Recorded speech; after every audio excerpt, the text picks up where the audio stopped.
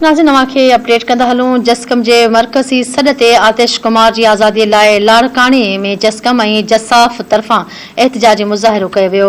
जस्कम जे मरकज़ी अॻवान अतहर सुमरो, जस्कम ज़िले सदर अज़ीज़ रहमान, शेख फराज़ ख्वावड़, तारिक कोराई, राहिब सुमरो जी अॻवानी में एहतिजाज कयो वियो। अॻवाननि चयो त खैरपुर ज़िले अंदरि झंग जो कानून आहे। आतिश कुमार खे भुंग लाइ अगवा कयो आहे, जेका सरासर बेवाजिबी आहे। अॻवाननि जो चवणु आहे त आतिश कुमार खे जल्द ज़ालिमनि खां आज़ाद करायो वञे, जीअं संदसि वालिदेन ऐं रिश्तेदारनि मां बेचैनी ख़तम कई वञे।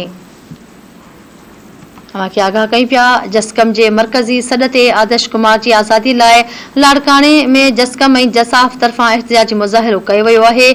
जस्कम जे मरकज़ी अॻवान अतहर सुमरो, जस्कम ज़िले सदर अज़ीज़ रहमान, शेख फराज़ ख्वावड़, तारिक कोराई, राहिब सुमरो जी अॻवानी में एहतिजाज कयो वियो आहे। अॻवाननि चयो आहे त खैरपुर ज़िले अंदरि झंग जो कानून आहे। आतिश कुमार खे भुंग लाइ अगवा कयो आहे, जेका सरासर बेवाजिबी आहे।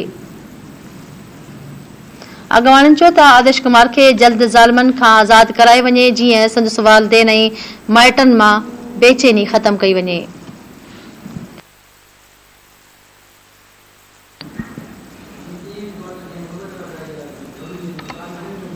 नवां खे आगाह कयूं पिया। जस्कम जे मरकज़ी सॾ ते आतिश कुमार जी आज़ादी लाइ लाड़काणे में जस्कम ऐं जसाफ तरफ़ां एहतिजाज कयो वियो। जस्कम जे मरकज़ी अॻवान अतहर सुमरो, जस्कम ज़िले सदर अज़ीज़ रहमान, शेख फराज़ ख्वावड़, तारिक कोराई, राहिब सुमरो जी अॻवानी में एहतिजाज कयो वियो।